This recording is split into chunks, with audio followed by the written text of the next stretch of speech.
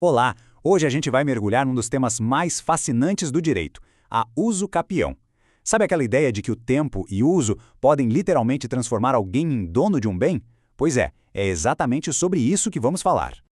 A pergunta que não quer calar é essa. Será que uma pessoa pode se tornar a dona legal de uma casa, de um terreno ou até de um carro só por estar usando aquilo como se fosse seu por um bom tempo? A resposta, por mais incrível que pareça, é sim. E é justamente esse mecanismo que a gente vai desvendar agora. Ok, vamos traduzir isso aqui. A definição formal diz que usucapião é adquirir um bem por exercer a posse plena sobre ele. E o que é essa tal de posse plena? É o ponto-chave. Significa agir como se fosse o verdadeiro dono com todas as responsabilidades e atitudes de um proprietário. Para a gente entender direitinho como tudo isso funciona, nosso roteiro vai ser o seguinte. Primeiro, vamos entender o conceito de ganhar propriedade pelo uso. Depois, a gente vê os ingredientes essenciais, posse e tempo. Na sequência, um guia rápido dos tipos que existem. Aí, vamos entrar em alguns dilemas bem comuns, tipo em família, condomínio, e, para fechar, como fazer para oficializar essa posse toda. Vamos começar pela base de tudo. A uso capião não é uma compra, não é uma herança, não é uma doação. É um negócio que a lei chama de aquisição originária. E o que isso quer dizer na prática? Olha, isso aqui é poderoso. A aquisição originária é como apertar um botão de reset na história do imóvel. Qualquer dívida, hipoteca, penhora, qualquer problema que o antigo dono deixou para trás, simplesmente some. A propriedade nasce de novo, limpinha, nas mãos de quem usucapiou. Então, o que é preciso para essa mágica acontecer? Bom, tudo se resume a dois ingredientes que são universais, valem para praticamente todos os casos. A qualidade dessa posse e, claro, a passagem do tempo. O primeiro ingrediente é essa posse com nome chique, a de usucapione. Esse latim todo só quer dizer uma coisa: a pessoa precisa ter a posse com a intenção de ser dona, o famoso animus domini. Não pode ser a posse de um inquilino, por exemplo, que sabe que o imóvel não é seu. É agir como o verdadeiro proprietário.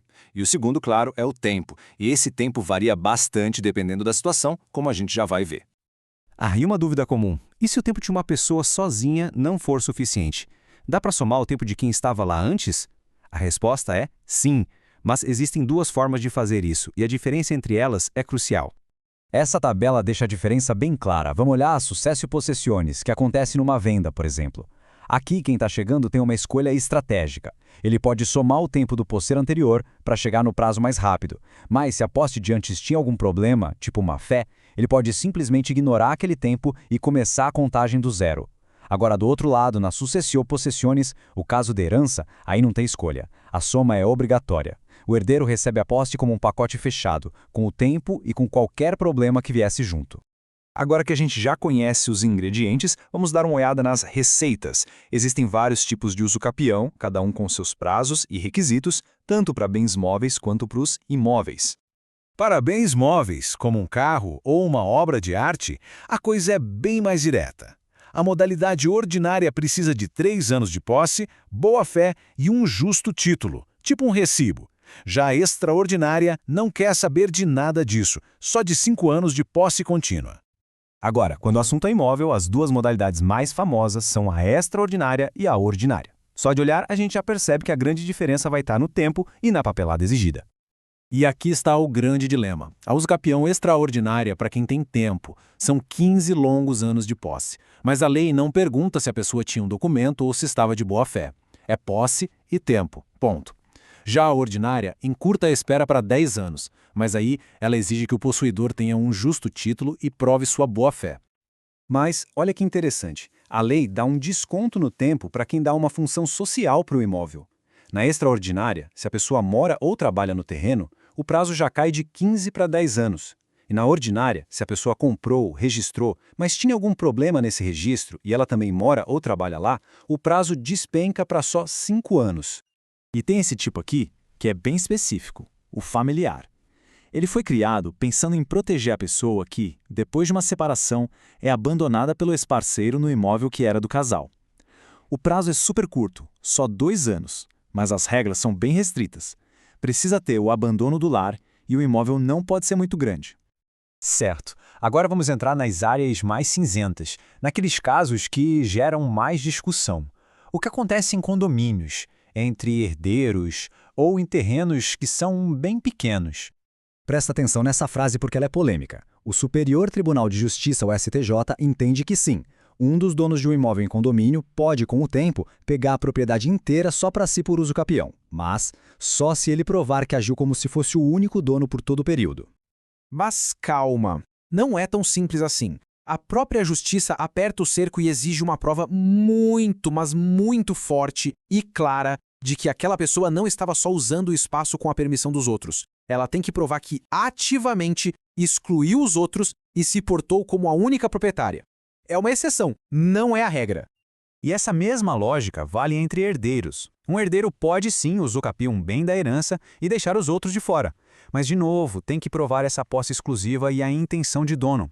Um detalhe curioso é que, em vários casos que deram certo na justiça, a posse exclusiva daquele herdeiro já tinha começado muito antes do dono original falecer. Essa é uma pergunta muito prática que aparece o tempo todo. Muitas cidades têm leis que dizem o tamanho mínimo de um lote. E aí, o que acontece se alguém ocupa um terreno menor que esse mínimo e quer pedir a usucapião? E a resposta dos tribunais superiores, tanto do STJ quanto do STF, é que sim, é possível. Eles entendem que existem princípios na Constituição que são mais importantes, como o direito à moradia. Então, esses direitos podem passar por cima das regras de tamanho mínimo da prefeitura. A realidade de quem mora e produz na terra acaba pesando mais. Ok. Digamos que todos os requisitos de posse e de tempo foram cumpridos. Como é que se transforma essa situação de fato num direito registrado, com papel passado e tudo?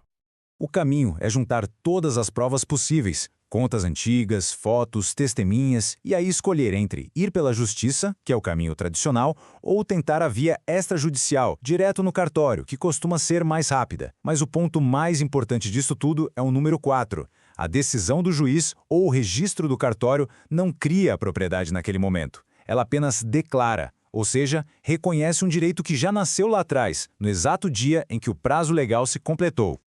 E para fechar, fica aqui uma reflexão. A usucapião é um instrumento de justiça social que premia quem de fato ocupa, cuida e dá uma função para a terra? Ou será que ela representa um risco para o direito de propriedade de quem, por algum motivo, não consegue vigiar seu bem o tempo todo? A lei tenta, o tempo todo, equilibrar esses dois lados da balança e o debate, com certeza, continua.